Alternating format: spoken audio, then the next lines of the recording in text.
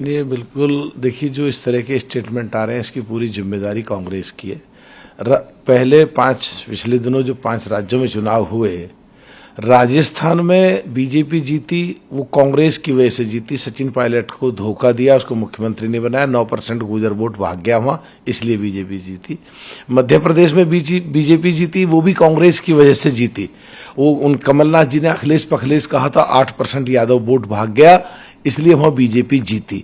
और ये so called India गठबंधन, चाहे ममता जी नाराज होकर भागी, चाहे नीतीश जी जिन्होंने नींव रखी थी वो नाराज होकर भागे, चाहे अखिलेश जी से तलखी चल रही है, चाहे महाराष्ट्र में तलखी चल रही है, चाहे पंजाब हरियाणा दिल्ली में आप पार्टी से तलखी चल रही है, वो कहीं ना कहीं लीडरशिप नहीं है कांग्रेस में, कंफ्यूजन है और दबाव बना करना चाहती है। जबकि पहली वाली कांग्रेस नहीं है, आज की कांग्रेस दूसरी है, इसे झुक कर के काम करना चाहिए, इसकी पूरी जिम्मेदारी है। और अगर हमें भी साथ ले लेते, माफी मांग लेते 4-5 स्टेट में जो विधायक तोड़ के ले गए, और बहन जी को प्रधानमंत्री कैंडिडेट बना देते, तो आज माननीय प्रधानमंत्री सदन में खड़े होकर ये नहीं कह सकते थे, बराबर में चुनाव हो रहा होता 100%। तो इसकी भी पूरी की पूरी जिम्मेदारी, जो राजस्थान और मध्य प्रदेश में जैसे बीजेपी जीती, तो 2024 में अगर बीजेपी जीतेगी तो कहीं ना कहीं गलत निर्णय लेने की वजह से, या नेतृत्व ना होने की वजह से, या जो बड़े होकर के और दलों पे दादागिरी और उनकी सीटें छीनने की वजह से,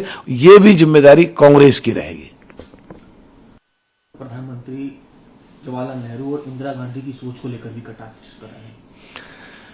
देखिए, इसको आप कटाक्ष ले रहे हैं, कटाक्ष नहीं कहते। कोई भी अगर काम करता है तो गलती तो उससे होती है, और आने वाले समय में उन गलतियों से सीख लेके आज की देश में 1913 का जब ये लेजिस्लेचर सिस्टम जो शुरू हुआ कलकत्ता में, 1947 में जब देश आज़ाद और बंटवारा हुआ, वो देश और थे उस समय के, आज के देश और हैं।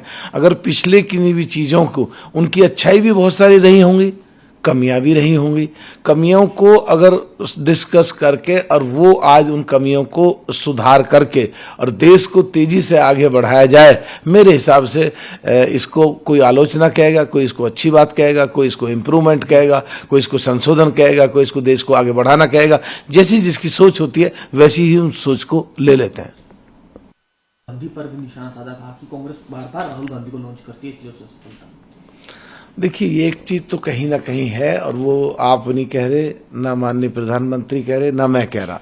अगर रिजल्ट ऐसे आ रहे हैं, कहीं ना कहीं कमी और खामियां तो है उस कल्चर में, और इस कल्चर में कहीं ना कहीं वर्किंग में फर्क तो है।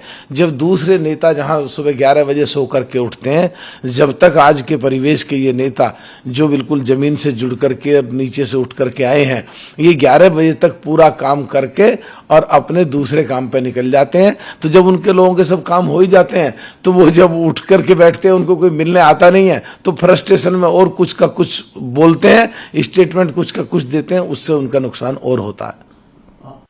उसमें हम देश को विश्व की तीसरी सबसे बड़ी इकोनॉमी बनाएंगे, वो दूर नहीं है। देखिए, जो प्रधानमंत्री जी ने कहा, इसमें और संशोधन की जरूरत है कि कांग्रेस के माननीय प्रधानमंत्री ने पहले कहा था 3 दशक में हम देश की तीसरी आर्थिक शक्ति बनाएंगे, और पिछले 10 सालों में, यानी कि एक ही दशक में, आज देश आर्थिक स्थिति से, ये आर्थिक शक्ति 5वीं बन गई है। और उन्होंने कहा अगले 5 साल में मैं इसे तीसरे नंबर पे ले आऊंगा, यानी कि जो 30 साल में काम होना था वो 15 साल में देश पूरे वर्ल्ड की तीसरी आर्थिक शक्ति बन जाएगी।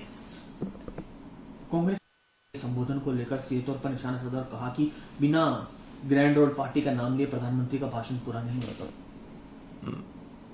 देखिए, खड़गे साहब क्या कहते हैं क्या नहीं कहते हैं, उनकी उम्र ज़्यादा है, मुझे नहीं पता। जिस दिन वो अध्यक्ष बनाए गए थे उसी दिन सनातन के खिलाफ उन्होंने बोल दिया, और कल भी कुछ ऐसी जो पालतू जीवों के अनुसार संबोधित करके कुछ बातें कहीं।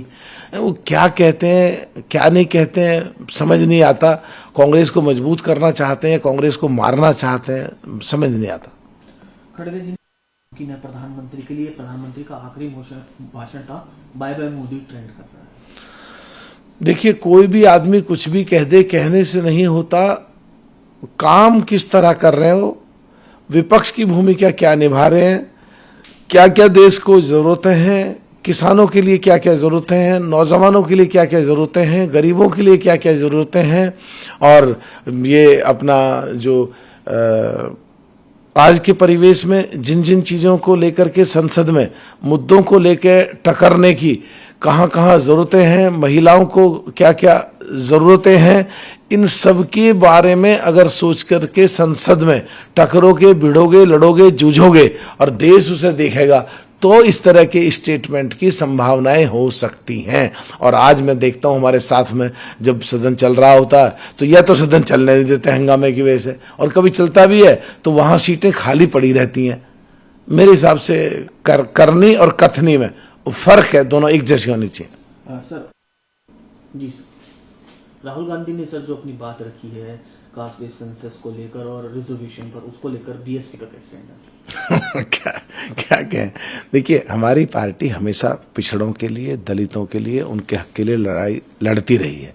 और जहाँ तक राहुल गांधी जी की बात है, ये बात तो उन्होंने बहुत अच्छी कही है, पर शायद नकली लगती है कहीं ना कहीं, क्योंकि जब 2004 से 2014 तक कांग्रेस की सरकार थी, जब महिला आरक्षण बिल आया था, तो हमारी पार्टी ने भी, समाजवादी ने भी, और लालू प्रसाद यादव की जी पार्टी ने भी, और जैन जी की पार्टी आरएलडी ने भी उस समय बात रखी थी कि पिछड़ों के लिए रिजर्वेशन होना चाहिए।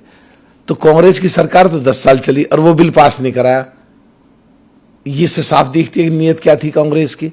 अब मांग कर रहे हैं तो चलो कम से कम हमारे लाइन पे ही चले, पीछे पीछे, और नकली मांग सही, पर बात अच्छी है कि आज पिछड़ों की और दलितों की बात हो रही है।